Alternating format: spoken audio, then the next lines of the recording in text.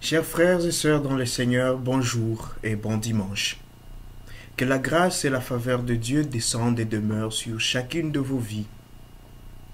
En ce troisième dimanche de Pâques, l'Église nous propose des textes très riches.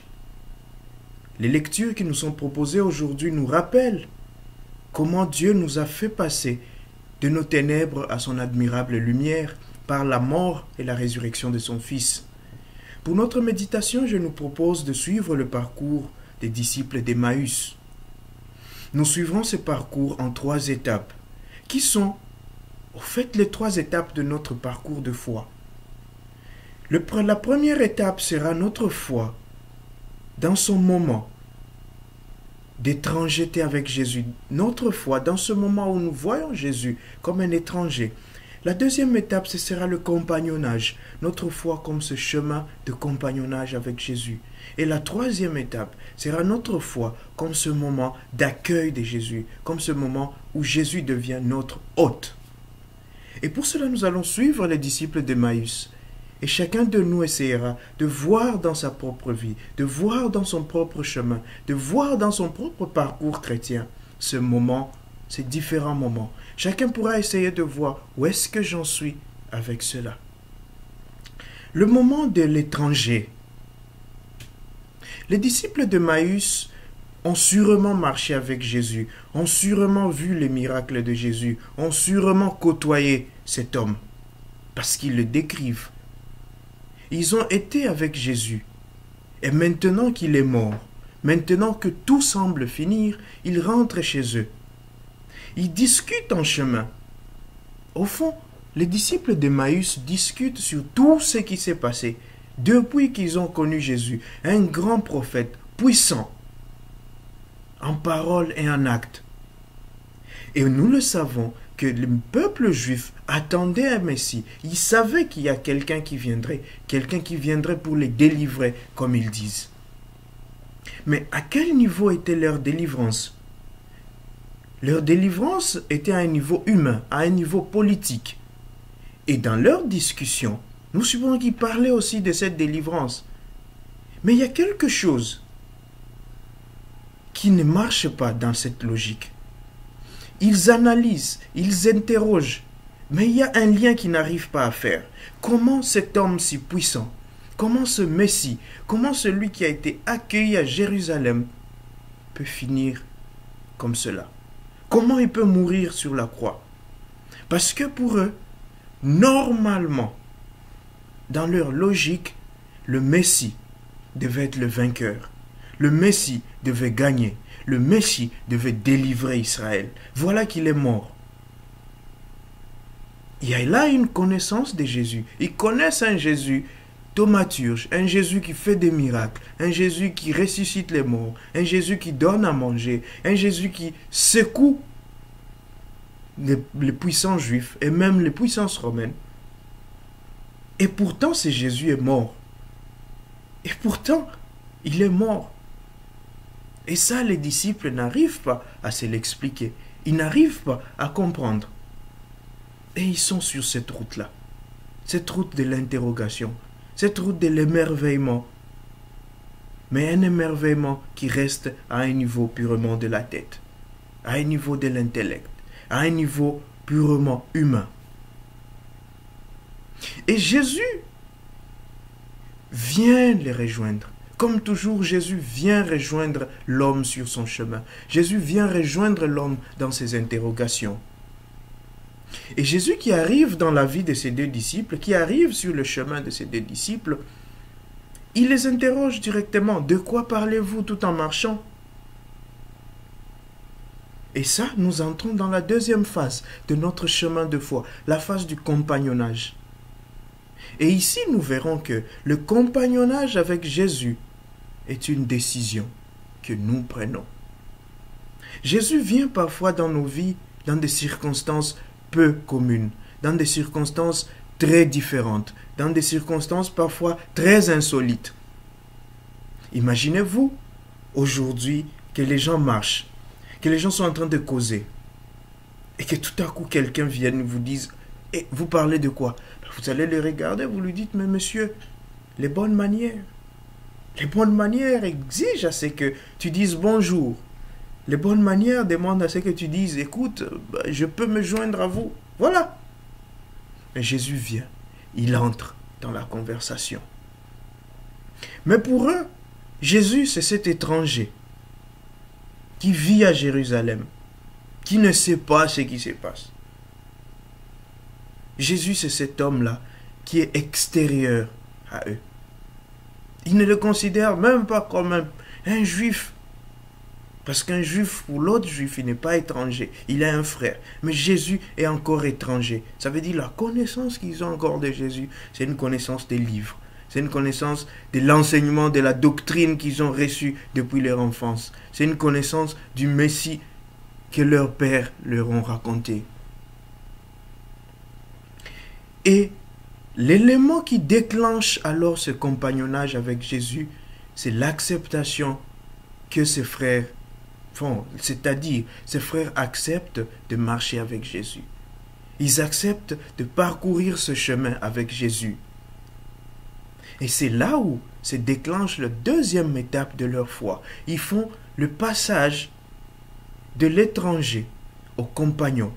Jésus passe de cet étranger à ce compagnon de route qui prend les choses en main, qui nourrit leur foi, qui ouvre leur intelligence à la foi.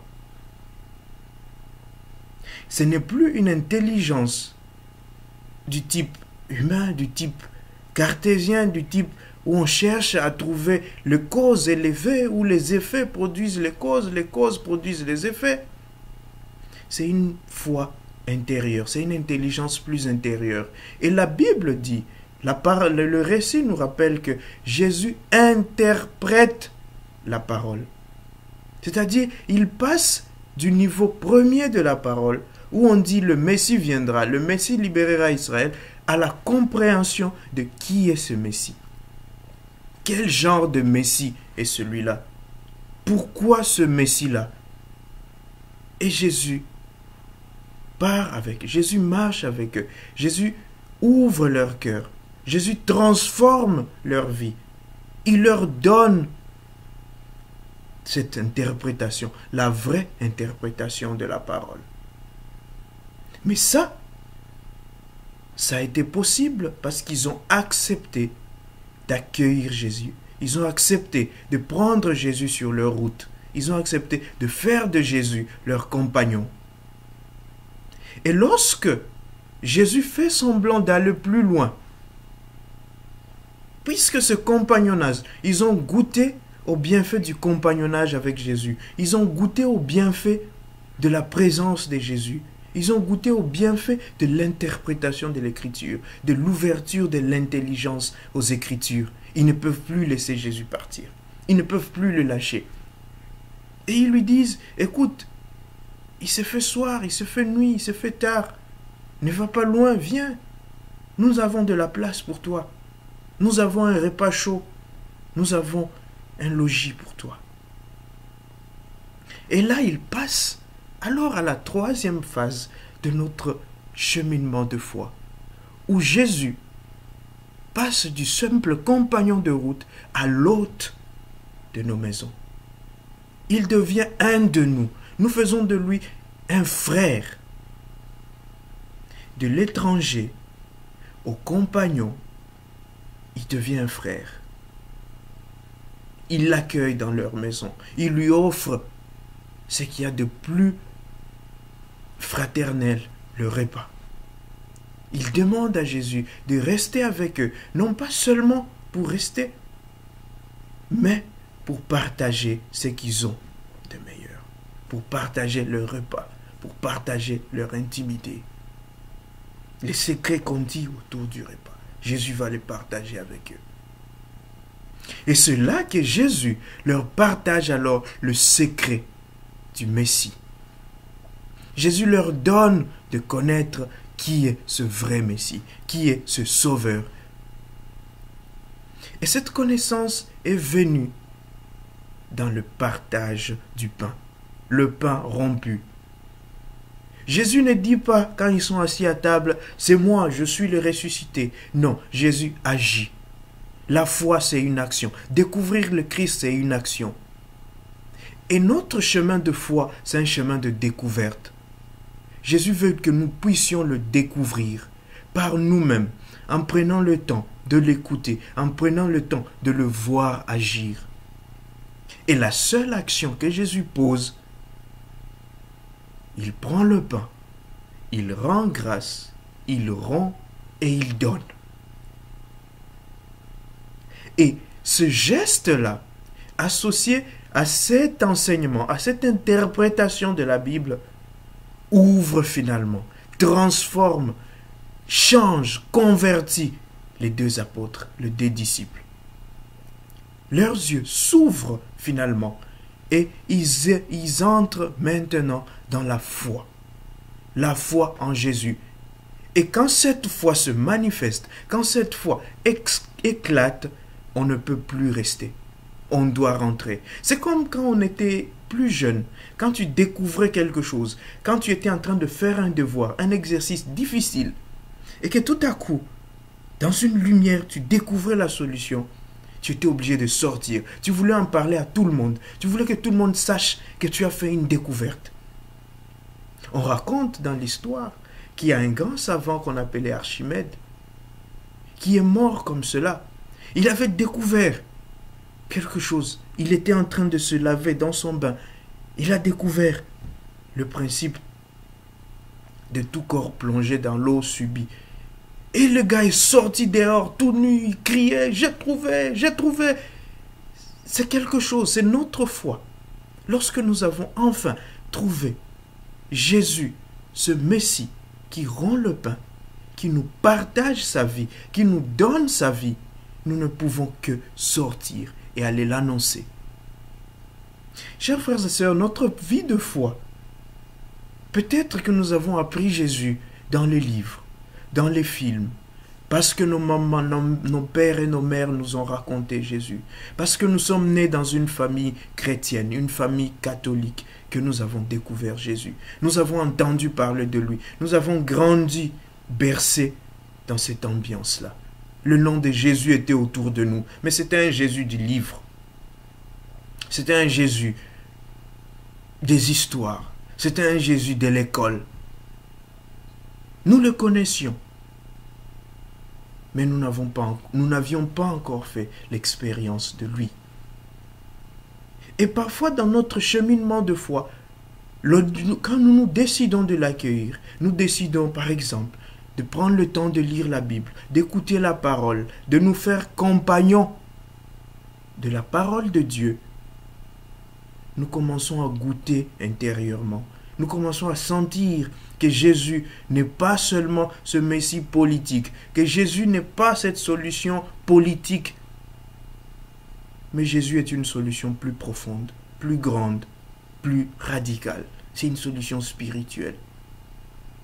Et lorsque nous avons découvert cela, lorsque nous avons goûté au plaisir de l'écriture, à la saveur de la bonne nouvelle, nous ne pouvons plus lâcher Jésus. Et aujourd'hui, l'Église nous appelle à demander cette grâce. La grâce de cette conversion. La grâce de cette résurrection d'Emmaüs. Emmaüs, c'est une résurrection. Et nous devons ressusciter aussi comme les disciples d'Emmaüs. Nous devons faire passer Jésus de l'étranger au compagnon, à l'hôte de nos maisons. Et en ce moment difficile, en ce temps où tout le monde, où la grande partie de l'humanité, nous sommes dans nos maisons, l'Évangile vient nous rappeler qu'il y a quelqu'un que si nous laissons entrer dans nos maisons, l'Eucharistie que nous ne recevons plus comme sacrement à l'Église, lui, il va nous le donner dans nos maisons. Il va prendre le pain, il va le bénir, il va le rompre et nous le donner. Parce que lui, il est le pain. Il est le véritable pain. Donc si nous le laissons être l'hôte de nos maisons, Jésus va changer nos maisons. Jésus va changer notre foi. Jésus va nous convertir et nous aider à aider les autres. On nous parle d'aider les autres à lutter contre cette pandémie, d'aider les autres à lutter contre leurs faiblesses, d'aider les autres à sortir de leurs peines et de leurs pleurs. Mais nous ne pouvons le faire que si nous-mêmes, nous avons cette foi, que si nous-mêmes, nous avons accueilli celui qui a vaincu tout cela, celui qui a vaincu la mort, celui qui a vaincu les malheurs, celui qui a vaincu la maladie, ce n'est que si nous l'accueillons que nous pouvons le transmettre aux autres. Ce n'est que si nous l'accueillons que nous ne pouvons plus avoir peur de quitter Emmaüs dans la nuit pour retourner à Jérusalem, pour aller dire aux frères, pour aller dire à ceux qui pleurent encore qu'il est ressuscité, il est bien vivant, notre foi n'est pas vaine. Que le Seigneur nous accorde la grâce de le reconnaître, la grâce de l'accueillir comme compagnon, la grâce de le laisser entrer dans nos vies, dans nos maisons, pour qu'il nous partage son corps et son sang, pour qu'il nous donne sa vie, cette vie qui fait de nous des chrétiens libres et des chrétiens vainqueurs. Que le Seigneur nous en donne la grâce. Amen.